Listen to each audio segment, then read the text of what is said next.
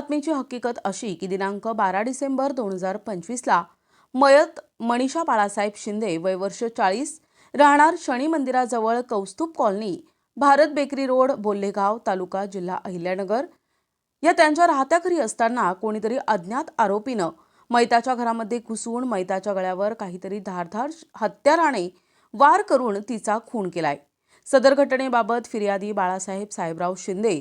यांनी दिलेल्या फिर्यादीवरून तोफखाना पोलीस स्टेशनमध्ये गुन्हा दाखल करण्यात आलाय। वरीलप्रमाणे गुन्हा दाखल झाल्यानंतर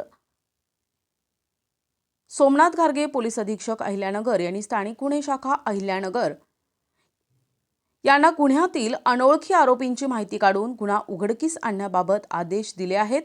सदर आदेशानुसार स्थानिक गुन्हे शाखेचे पोलीस निरीक्षक किरणकुमार कबाडी यांनी तात्काळ घटनास्थळी भेट देऊन घटना ठिकाणची पाहणी करून गुन्हा उघडकीस आणण्याच्या दृष्टीने स्थानिक गुन्हे शाखेचे पोलीस उपनिरीक्षक दीपक मेढे, राजेंद्र वाघ, पोलीस अंमलदार यांचे 2 पथके तयार करून सदर पथकास गुन्हा उघडकीस आणण्याकरता सूचना आणि मार्गदर्शन करून पथकास रवाना केले।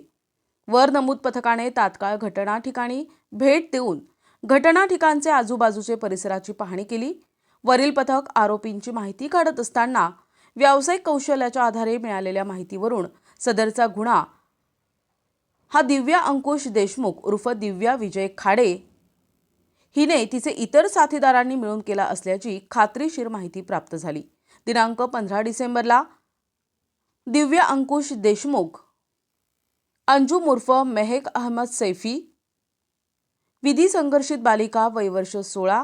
विधी संघर्षित बालिका वय वर्ष 16 यांना महिला पोलीस अंमलदार यांच्या मार्फतीने ताब्यात घेऊन त्यांच्याकडे गुन्ह्याबाबत सखोल आणि कारवाईने विचारपूस करता दिव्या देशमुख हिने कळवले की तिचे माहेर मयत महिलेच्या शेजारी असून तीस मयत महिलेकडे असलेल्या दागिन्यांबाबत माहिती होती।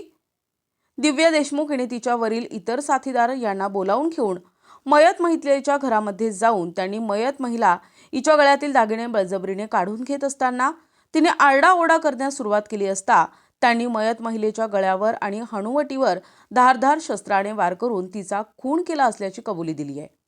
ताब्यातील महिला आरोपींना तोफखाना पोलीस स्टेशन येथे गुन्ह्याच्या तपासकाणी तोफखाना पोलीस ठाणे या ठिकाणी हजर करण्यात आले असून पुढील तपास तोफखाना पोलीस ठाणे करत आहेत।